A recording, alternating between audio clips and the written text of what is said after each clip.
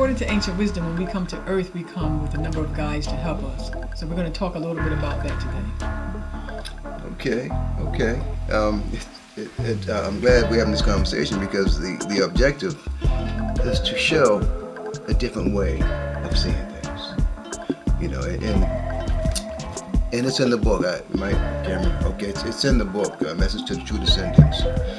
And one of those, by I love, is called the shadow. Now, the shadow has a certain understanding behind it. All right. So, well, one of the things you talked about in the book was your early experience you had that made you realize that the shadow was living, right? Right. And so when we started having these conversations, then it was a profound moment for me because it connected me with the information I had learned, the scientific information about the universe consisting of, what the universe consists of in terms of what we're able to see. So 95% of the universe consists of dark energy and dark matter. Okay. So I thought that was quite interesting. So I'm going to let you talk a little bit more about how you came to the discovery of the shadow, or whatever else you feel like you need to say about it, but then I wanted to expand on some of the things from the great. book. I'll tell you something. Wouldn't it be wonderful to have a real reality and the knowledge of knowing that you come with an overseer, somebody that watches over you and protects you? And to be very clear about that, it's with you all the time, every second of your life. And that's your shadow. Now, is your shadow an individual source in and of its own?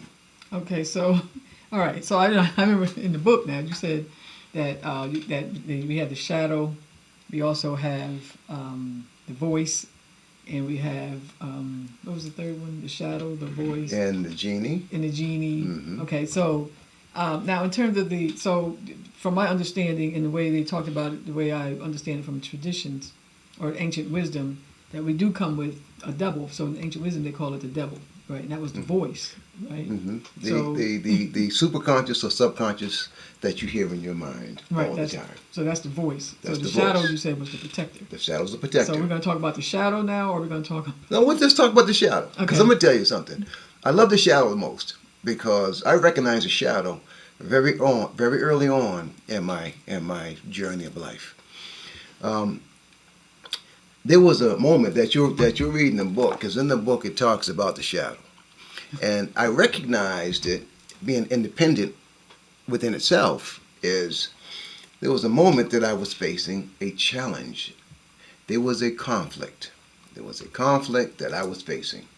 And I'm too young to subdue the conflict in which I was facing. So in a moment of being threatened, there was this large, I'm talking 20 feet tall, dark shadow or dark figure that bared over at my back. Mm. It was in back of me. It bared over my back. Now, that conflict was, there was about 5 teenagers that was trying to take our money. Right. Okay, so in today's world situations, I was young, working, and we was. What's telling you? We were very young. Your shoe shine. I was shine shoes. Right. Okay, and shine shoes in a location that was risky, but not to me. I didn't know any better, and so.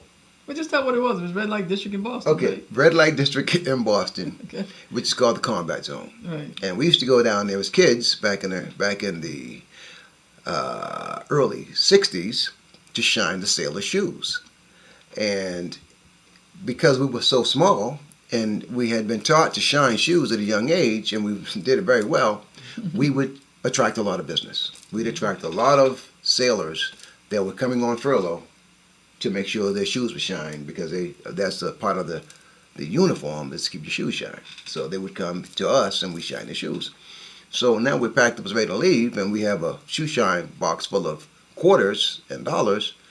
The young boys that wasn't getting any business decided that they were going to take our money.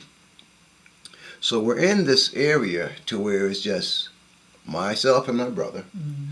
And at this time, I'm 5 and he's 6. And now we're facing some boys 13 to 15 years old, and they're ready to take our money because we had a good day. And right when they said, "Give me your money," out of nowhere, and there was nothing there. This large, dark figure standing in back of us and shadowed over them and said, "Leave these boys alone." Okay. Okay? Now, I'm going to say this. Those boys looked at us and looked over our head, and I swear their face turned bland white, and they took off like they'd seen a ghost. And my brother and I turned around, and there was nothing there. Mm. So, But you heard the voice. we saw the shadow. We saw the shadow, and we Okay. heard the voice. And immediately, my brother was startled as well. He just grabbed my hand, and he said, "Let's get out of here." Mm-hmm. And so we went on to the train station to make our way back home. But that's when I recognized that the shadow was independent of his own, and it was a protector. Okay. It protects us in moments where we are defenseless. We're open to allow it in, and we have purpose behind our intentions we have purpose behind our intentions. Right. So that the thing, one of the reasons I found that moment when you started talking about the shadow very, very profound, right, Mm-hmm. was because, you know, I'm a scientist, right, but I'm also on a search for truth and for spirituality. Mm-hmm. So I'm a spiritualist as well, right. So that was the very moment for me that it came together, right, because in science they say that 95% of what we can see is that 95% of what we of existence, right, is dark energy and dark matter, right. That's right. And so only 5% of reality we can see with our eyes, right, or see with the instruments that we have. And so that there was a profound shift for me because it made me realize that we think that this is reality. Right. We think that our life here on planet Earth is what is most of what reality is. Right. But it's only such an infinitesimal part of reality, and it's like we have the Earth where the sun shines a little bit of light, the sun shines light on it, and it gives us light, but we think that that's reality. But 95% of everything else is in the dark. So what that tells me is that there's more going on in the dark than it is in the light. Exactly. Right. There's a lot more going on in the dark than it is in the light. So there's things going on behind the scenes that we can't see. Right. And it's designed all the time. And it's designed that way. Right. Now, the question is this: how can you get somebody to understand that when all that they know is different? Right. Right. That's the challenge that you'll have with that concept or the ideology or your perception of your reality. So, what is it that we can use to open our minds up to be open to know more or to hear more or to see more? Right. Okay, because everyone are individuals, right, and we all think differently. Right. So I just thought it was very interesting because, in science, I'm one of those people that I'm, because I'm a scientist, you almost have to verify certain things to me. Mm-hmm. But I think the reality that hit me on that was when you said that there's a part of us that what was profound was, even though there's light, the dark is always there. The dark is, it's always there. It's and the always shadow, there. That shadow part of us, it's always there. Exists in the dark side. Right. So, and then because in science you have to verify with, by the 5 senses, right? And there's a lot more that goes on beyond the 5 senses. 5 senses. Right. Now, it's in the book, which, as a matter of fact, this is what we're referencing. Mm-hmm. I don't know if you can see it. I don't know which camera we're in here, but this is the. Oh yeah, I know what I want. This scenario 2, and it's the shadow. Okay. Well, no, that's important because there's a follow up Mm-hmm. to our conversation, Right. and the follow up is inside the book. Right. So, but one of the things you said I thought was interesting is when I was like, okay, but most of us, when we think of the dark or the shadow, because it you know, everything we do, it follows us. So the question I asked you was, okay, all objects, how the light hits it, is going to give it a shadow, Mm-hmm. right? And so, I think what stood out to me in that conversation was that even though everything object has a, you know, if you put the sun hits a certain way, it's going to reflect a shadow. Mm-hmm. That our relationship is different with the dark because we're living. Because we're living. Right. We're living and we're moving. Right. And so Yeah. because we're living, okay, go on. I'm sorry. No, go on. Yeah, because we're living, then our connection with the darkness is different. Right. Versus other objects that are non-living. That's right. Because what people don't understand, there are always sources and forces around us that's living and well, and it's moving.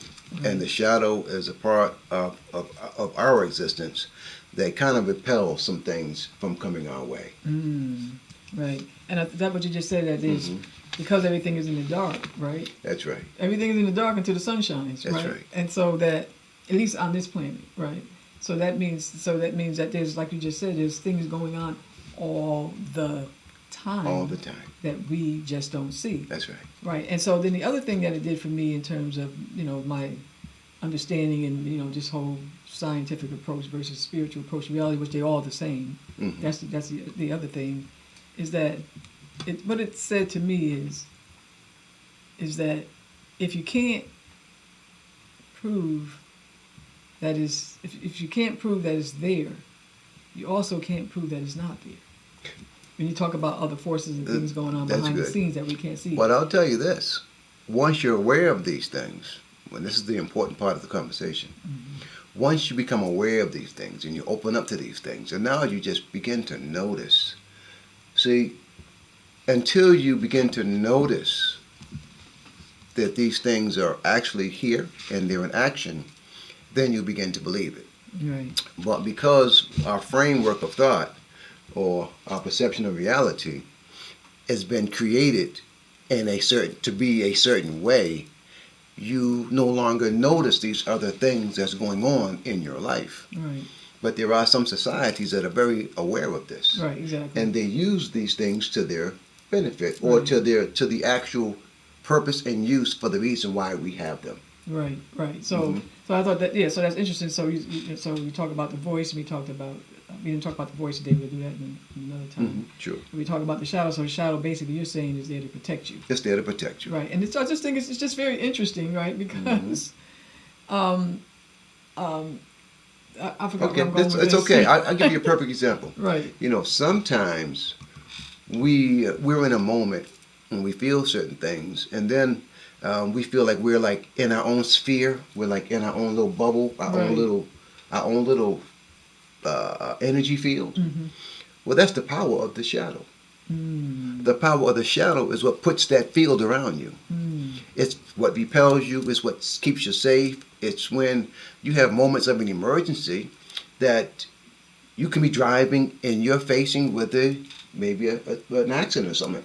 Then all of a sudden you feel yourself in a sphere. You feel yourself in a bubble. That is very interesting because I mean I think because most that's of us, the covering. Yeah. That's what the power of it does. Right. Well, That now is that that you alert when you're in danger. So you alert it to do its job. Now imagine if you was able. So I can imagine it might be somewhere chilling and sleep, right? And then Well, it's always with you, and then you sound the alarm, and it's there. Right, and I think most of us probably have had some experience like that where you were facing danger No inside. one knew what was happening. Because you had a protector. Right. That was moving it out the way for you. That's moving it out the way for you. Right. That's right. That's very, very interesting because, you know, and I think most of us could come up with a scenario where we had a situation that felt supernatural. That's right. It felt like something happened here that was not with this. And those moments, it's funny, those moments are moments that you don't want to explain to anyone because they will not follow your reality. Right, because a lot of people would think that you're making it up. They'll, or it's whatever, not real. they just can't see it. Right, right. But you know what happened. And that's what this conversation is about. See, everything that we're discussing, you know that you had moments of that experience. Right, exactly. So let me give you one of mine, right? So one time I was on the on 20 on my way home, and it was raining, and I got up to a certain point and I saw a car that was in front of me that was out in the, it wasn't in the emergency lane. It was like near the emergency lane, but it couldn't move. It wasn't moving, and I was going, and I was like, oh my God, this is I'm getting ready to have an accident, right? And I'm like, so. Now, I don't know if that was a shadow protecting me, the voice, or whatever. No, that was a shadow. Okay, so, well, we don't know. You know what I'm gonna saying. it's the power of the shadow. Right. The shadow has a certain responsibility.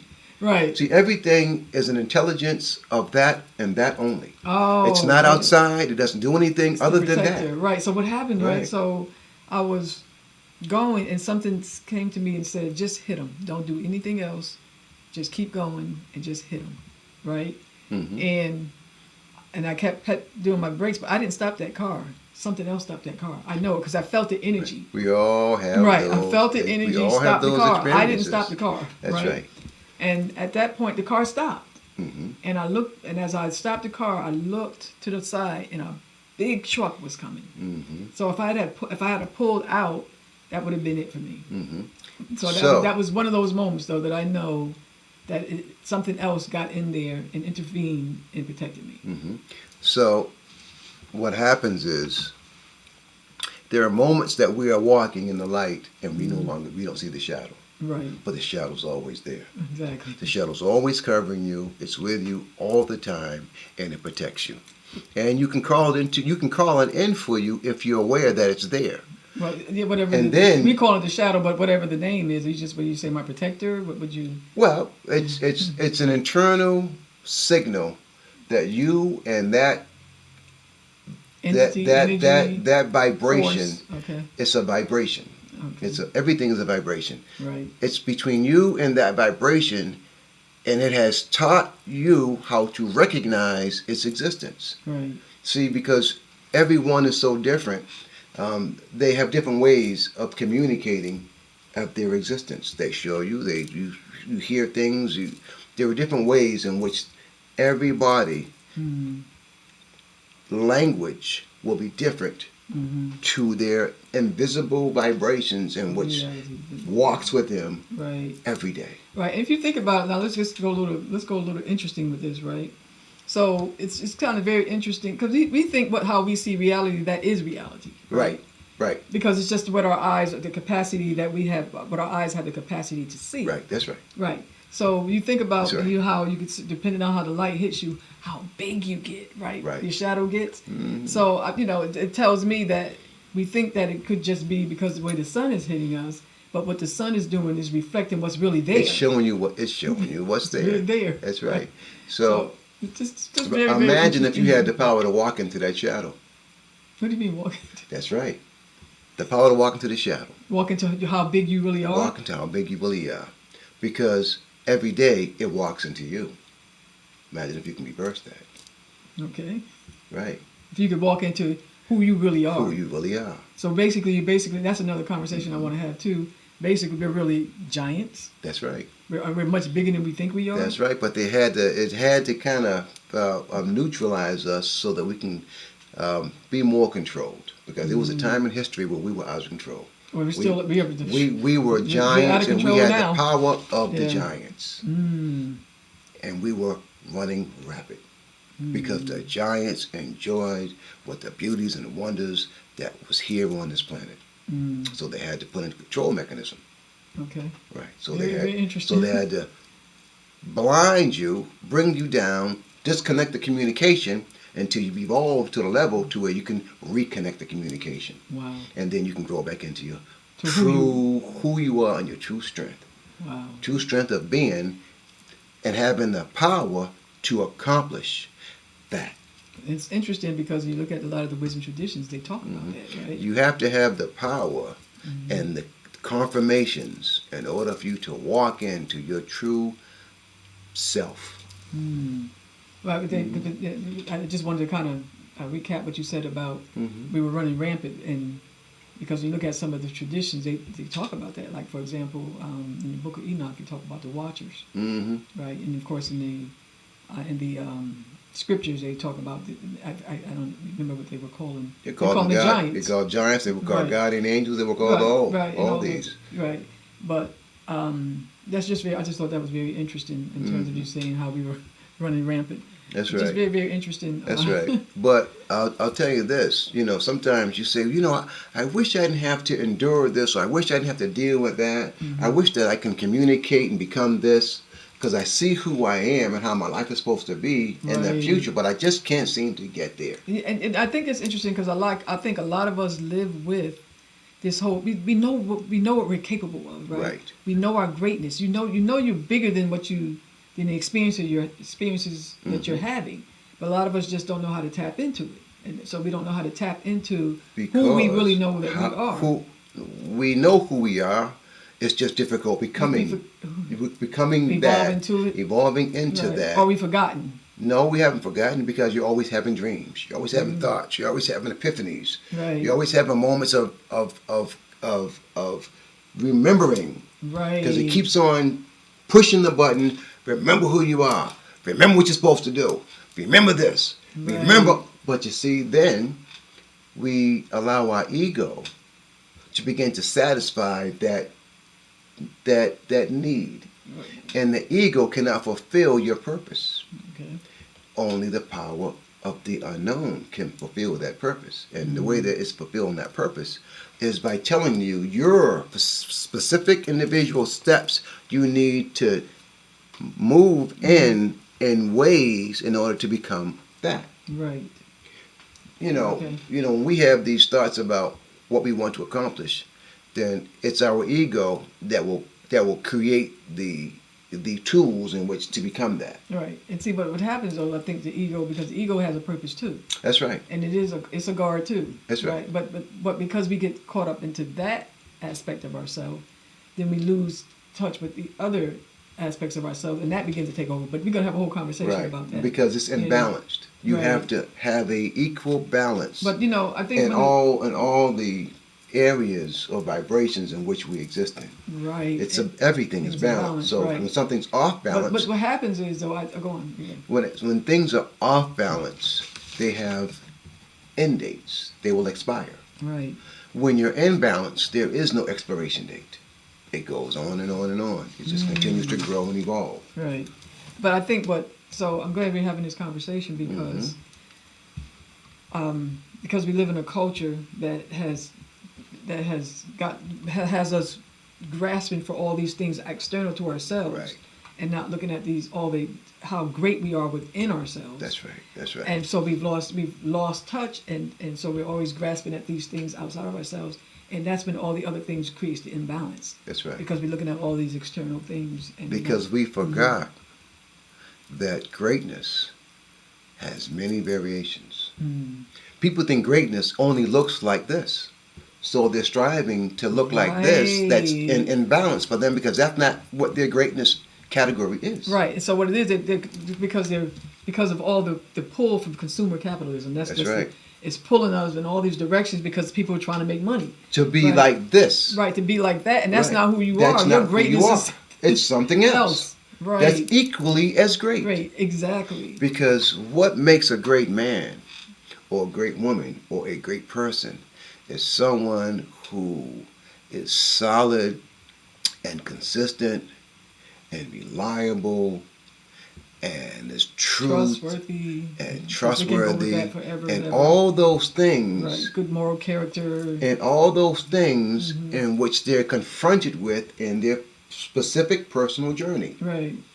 See, whatever those things are, you have to be true to that, right, in the best manner in which you can. And just being anybody in any profession, they will always be seen as a light of a great, powerful person. Right, because you're good at what you do. Because he's trustworthy, he's true, he's genuine. And you're true to who you are versus trying to be all these other things that's pulling at you and telling you this is what you need to do to be great. That's right. Right. That's right. So that's the truth that's behind the stimulation that's inside the book that we're trying to expose, right, to be open and allow your mind to see the proof, and have the experiences as proof, receive the confirmations as proof, and then follow these things along the way to become that better you. Right, and so that's what I think is the good thing about the messages to the true descendants, because it really is trying to open that doorway it's for a us to get an understanding about who you really are. Who you really are. Because it's about accomplishing the goals of you as a human, of the dreams or the visions that you hold inside yourself of who you are. Right. You know who you are. You know the dreams you have. You know the thoughts that you have about who you are and who you will become. Right. It's the steps in the process where you fall short. Right. Exactly. That's where you fall short. You fall short in the steps of the process. But I'm gonna say we can, continue. We're gonna continue because we have a lot more messages. That's right. But the thing of it is be open to understanding that everyone's thoughts are very different. The thoughts about what we're speaking on is very different probably than the thoughts that you may have. Right. So for you to follow these thoughts, to even allow them into your reality, be aware that we're aware of that. Right. But it has to begin somewhere.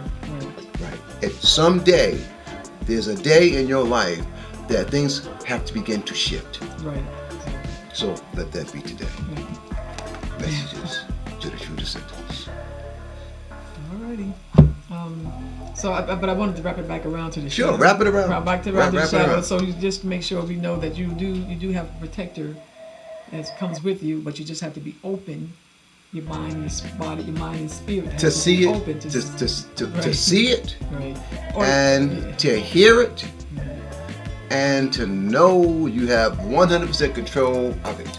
It's not a scary ghost. This is Universal Consciousness, where we bring truth to light to promote health, love, light, and consciousness. That's right. So listen. Okay.